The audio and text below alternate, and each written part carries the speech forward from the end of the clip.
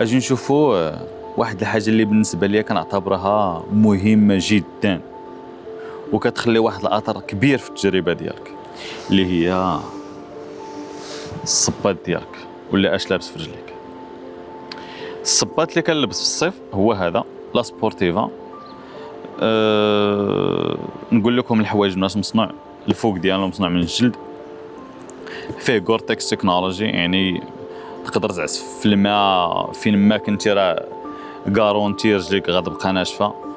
الصول ديالو فايبرم، يعني الا كان الغيس كانت الشتاء ما غتخافش انك تزلق ما والو، غتمشى وانت مرتاح. حنت هذا صباط ديال الصيف ما غاديش يكون مطن من الداخل، راه غيكون بريدابل اللي هو تقدر رجليك تنفس ورجليك يكونوا مرتاحين.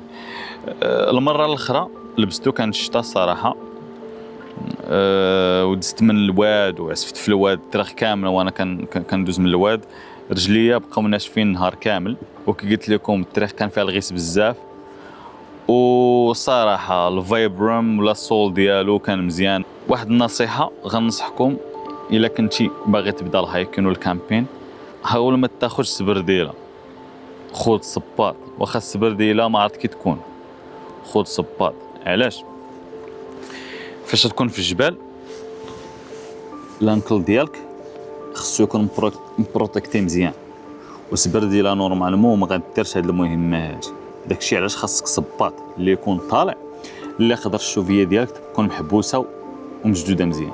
الا خطر الله طرات لك شي حاجه وانت بعيد، راه القضيه غتكون صعيبه. الوغ نصيحه لله، خذ صباط وما تاخذ سبرديله، وصباط غالبا غيضرب لك اكثر. وكي قلت لكم هذا صباط ديال الصيف، اما بالنسبه للصباط ديال الشتوى غتشوفوه في هذا الفيديو هذا، ما شفتوش معايا حنت ثقيل شي شويه. كيكون مبطن من الداخل، حتى هو كيكون غورتكس، كيكون فايبروم لتحت ديالو، وهو كيكون مبطن من الداخل. هذا ما كان بالنسبه للصباط.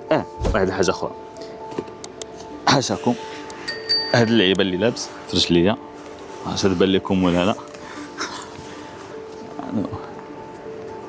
الفرق اللي كدير هاد اللعيبه هادي، نورمالمون ما تقدرش تبقى لابس الصباط ديالك النهار كامل، وفاش توصل للكامب ولا فين غتكامبي غير خصك رجليك يتسارحوا.